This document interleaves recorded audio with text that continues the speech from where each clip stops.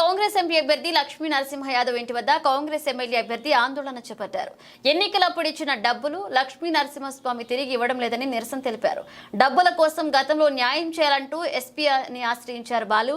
ఇక కూర్చుని మాట్లాడదామనడంతో స్టేషన్ నుండి వెళ్లిపోయారు బాలు. ఇక డబ్బులు ఇచ్చే వరకు ఇంటి వద్ద నుండి వెళ్లను అంటూ కూర్చున్నారు బాలు. పోలీసులు తనకు న్యాయం చేసి డబ్బులు ఇప్పించాలని కోరుతున్నారు. ఒక ఎస్సీ ఎస్టీ బీసీ మైనార్టీ నాయకుడు కదా, ఉద్యమాలు చేసే వ్యక్తి కదా, ప్రజల కోసం చేస్తాడని చెప్పి నేను ఇచ్చాను ఆయనకు.